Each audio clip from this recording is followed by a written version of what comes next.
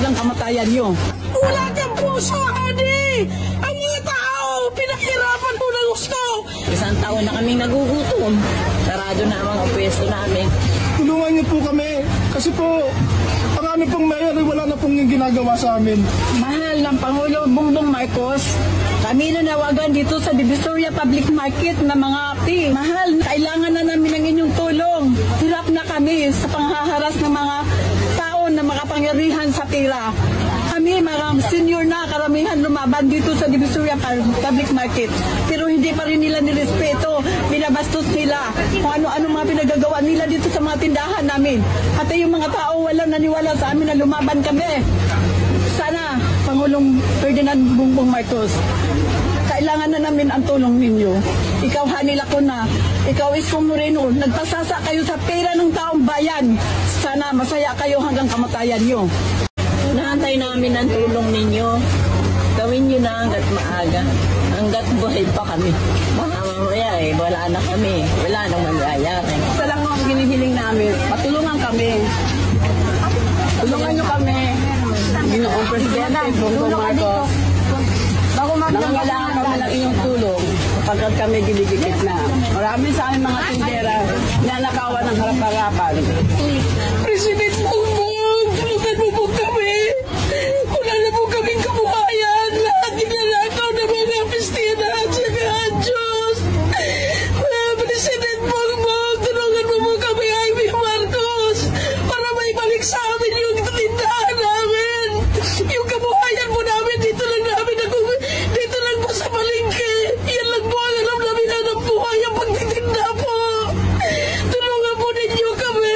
Kami tuloy nga, mga tao nga nagtitinda sa palengke, pinalayas mo. Dahil bininta mo yung palengke nga, hindi ka nagpapaalam sa amin. Hindi ka nakipag-usap sa amin, Isko Moreno. Hanil Lacuna, Vice Mayor Hanil Lacuna, noon yan sila. Pero ngayon, ang sasabihin ninyong mga sinungaling kami, hindi po sinungaling kami. Totoo yung sinabi namin. Dahil hanggang ngayon, naghihirap kami. Ang Divisoria Market po, hindi po yan sa gobyerno, kundi po sa mga mayamang in-check nung panahonan ng lola namin po. Awardis po yan para sa aming mga ninuno. Kaming mga mahihirap magtinda. Ibinigay ng isang mayaman sa mga lola't lolo namin para kaming mga mahihirap magtitinda kami. O kung ganyan, kayo mo lang nalaman to. Hindi po yan sa City Hall ng Maynila po. Ang City Hall ng Maynila, sila ang lumapit sa amin para kami magbabayad ng ticket araw-araw, 50 ang this permit, magbabayad kami every year. January, magbabayad na po kami. 8,000 ang binabayaran po namin sa City Hall ng Maynila po. Hindi po kami sasabihin nila sa amin, nagsalita si Hanil Lacuna po nga kami daw, hindi raw kami sumusunod sa mga anong utos sa City Hall. Hindi po, bayad po kami. Nandyan po ang aming mga resibo, katunayan po nga kami nagbabayad. Sa mga hinihingi nilang yung excess, babayaran namin, binabayaran po namin kasi mapunta naman sa City Hall ng Maynila yan sa gobyerno natin eh. Nagbabayad po kami pero anong ginawa nila sa amin po, panay-panira sa amin na kami hindi raw sumusunod sa kanila. Hindi po yan totoo, panira lang po sa amin yan. Dahil kami, hindi kami niya binigyan na kausapin kami, hindi kami kinausap nila, sila po lang. Para lang kami mga aso na pinagtatabuyan. Parang hindi kami importante sa kanila. Araw-araw kami nagbabayad sa tamang bukoy sa palengke. Totoo yan po. Salamat po. Tumulong po sila sa atin at napag-usapan po namin atong Ferdinand Bonifacio bilang chairman po ng Citizens Record na sila po ay tulungan. Pinag-uulam yata lang sa namin. Ngayon po, operahin na siya.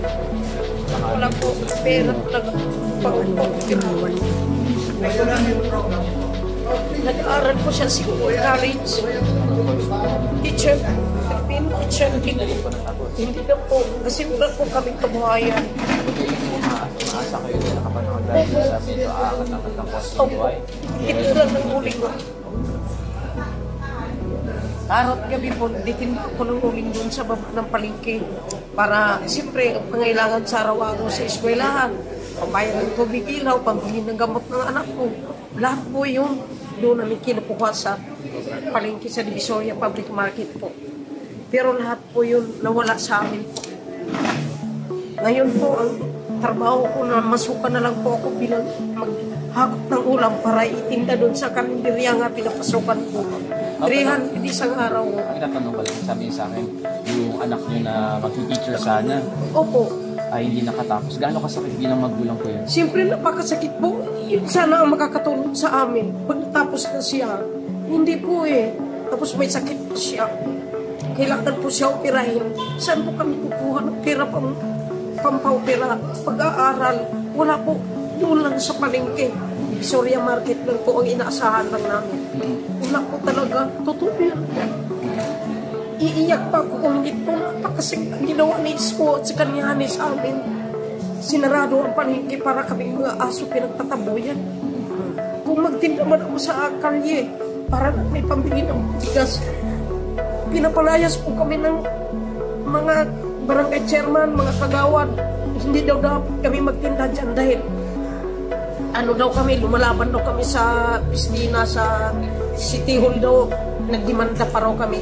Markadong-markado na yung mukha ko dahil noon pa po nung nakuha yung palengke na ibenta na po. Ako po yung babae nga nagsalita nga nag-iiyak. Kung rin yung bawiin mo po ang pagtinda sa palengke, bininta mo po nga hindi ka nagpapaalam sa amin. Paano na yung mga anak namin makapagtapos? Hindi yan makapagtapos. May sakit po ang anak ko, bawiin ninyo. May risk ko, hindi sila po nakikinig sa akin. Kasi nga araw po. Ako po yun. Drama ngayon lang. matanda na ako. Siyempre sa kakaisip ko kung paano ko mabuhay ng mga anak ko. Doon lang namin pinagkukunan lahat. Hindi po ako nagsisinungaling sa baby lahat. Nagsilita po sila sa bidya. Nga kami daw sinungaling. Hindi po yung totoo. Totoo po ang mga sinabi namin. Ma'am, gano'ng kasakit sa inyo na willing naman kayo magtinda ng legal dahil nagbabayad naman kayo sa pwesto. Pero napilitan po kayong gumawa ng illegal at magbenta sa bangketa. Gano'ng kasakit po sa inyo? Napakasakit po dahil pinatay kami. Pinatay kami. Ultimong chairman, mga kagawad, ayaw sa amin. Dahil sila siguro, ewan ko kung anong nangyari sa kanila. Ayaw kami patindahin. Kaya ang ginawa ko na lang po, mamasukan na lang ako 300 isang araw para makabili ako ng pagkain sa anak ko, para mabuhay ko mga anak ko. Bayad ng tubig, ilaw, saan ko kunin? Kung hindi ka magtatrabaho. Kaya yan lang po, napakasakit ang ginawa ni Isko. Sana Isko, maalala mo kami mga mahihirap. Kami ang bumuto sa iyo noon, bakit pinahirapan ninyo kami? Hinuto namin yan, akala namin, bubuti ang Manila, rin pala, ibibinta pala yung tindahan namin. Silang dalawa ni Hani. Walang puso sila. Tao naman rin kami. Hindi naman kami hayop. Isko Moreno, kung nakikinig ka man ngayon, tao kami. May puso't damdamin. Hindi kami mga hayop. Ang Manila So, pinaganda mo ng gusto. Kami mga nagtitinda sa Divisoria, ipinalayas mo kami. Ang Manila So nga para sa mga hayop, yun ang pinaganda mo. Kami tuloy nga, mga tao nga nagtitinda sa palengke, pinalayas mo. Dahil bininta mo yung palengke nga, hindi ka nagpapaalam sa amin. Hindi ka nakipag-usap sa amin, Isko Moreno. Hani Lacuna, Vice Mayor Hani Lacuna, noon yan sila. Pero ngayon, ang sasabihin ninyo mga sinungaling kami, hindi po sinungaling kami. Totoo yung sinabi namin. Dahil hanggang ngayon, naghihirap kami. Totoo yan po. Maraming salamat po. Andas na po, maasa pa po ba kayo na makakabalik po kayo sa pagtitinda doon? Gusto po namin, pag nanalo kami sa kaso, babalik kami ulit pagtinda po. Gusto po namin may tumulong sa amin po, babawiin ulit yung palengke po. Ma'am, ang desisyon po kasi nasa ombudsman na. Opo. Baka meron kayo panawagan sa ombudsman po. Ang ombudsman po, nananawagan po ako nga, Ma'am, sir, dalian naman ninyo po dahil ang mga anak namin hindi na po makapag-aral. Ang anak ko po, uoperahin ngayon, hindi ko po alam kung saan po ako kukuha ng pera. Kaya dalian po ninyo, maawa po kayo sa aming mga mahihirap. Hindi lang po ako ang mahirap. Marami po kaming manininda nga mahihirap, natatakot po sa pistina. Yung nakabili po, natatakot sila magsalita. Pero ako lang po ang malakas ang loob magsalita sa media nga. Ganito ang sasabihin ko sa kanya, Ma'am, hindi po ako bayaran na tao, ma'am. Sabihin ninyo, bayaran ako. Hindi po. Totoo yung sinabi ko. Ano ka ba rin? Taga po ako. Taga Maynila po ako. Hindi po sabihin, kaya baka mamaya, sa daanan pa kasi dati po, nung nagsalita ako sa media po, inaabangan ako. May pulis na bumuntok sa akin. Sinabihan ko siya, Sir, hindi ako, sir. Sabi niya, bakit daw ako nagsalita sa media na panira daw sa mayor. Sabi ko, ngayon, kung anong mangyari man sa akin, bahala na ang Diyos. Dahil ang Diyos ang nakakaalam kung paano kami niloko sa mga taong namumuno sa Maynila. Maraming salamat. Salamat, ma'am. Ma'am, isang tanong pa. Hanggang saan niyo po ipaglalaban yung mga... Hanggang sa wakas ng buhay namin, sir, ma'am, lalaban kami. Dahil yan ang kailangan po sa Maynila. Dahil wala na po ang palengke. Matagal na po kaming lumaban. Pero hindi po kami pinakinggan. Gusto po namin ngayon po, sana magising yung taga-ombudsman na ang kaso namin buhay na po para ang mga anak namin mapaaral na namin, mabigyan ng justisya yung kaso sa Maynila dahil matagal na pong nakatulog yan. Ilang taon Tama na po no Evan, ang pangalan niyo po. Oo, Evan Tayanes po. Okay. Ako po ang nagsasalita noon. Ano pong tinitinda niyo sa market that time? Uling po. Uling. Oo. Kayo po, ma'am? Assorted po. May mga toys, may mga Sari-sari. Uling sa akin sa araw, gabi uling. Pag araw po, kayuran ng nyog, meron po ako mga panindang gulay.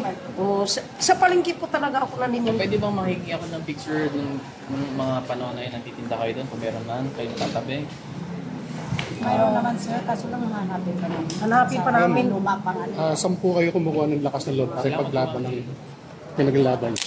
Sana ko po nakikita ko yung anak ko kung manghihina po ako. Ang anak ko kawawa naman po. Kaya lumakaban ako po para sa anak ko nga mapagamot ko. Mabigyan ko anong pangailangan niya kasi nag-aaral po siya eh. Nahinto po ngayon dahil sa ginawa ni Isko Moreno po pagbenta ng palengke. So, ngayon, meron ba kayong naaaninag na pag-asa na mababago ang kanyang sistema? Siguro po, pag binuksan po ang ombudsman yung kaso namin nakapile po. Yan Siguro po, yan ma'am, ang hinihintay po namin. Nung nagtitinda kayo, malaki-laki yung kinikita nyo doon. Sapat na sapat po ba? Tama lang po, pambili ng gamot, pagkain sa araw-araw, pambayad sa tubig, ilaw, doon po lahat kinukuha. Oo nga, so maganda talaga yung kita mo doon. No? Sige po. Maraming salamat. Okay.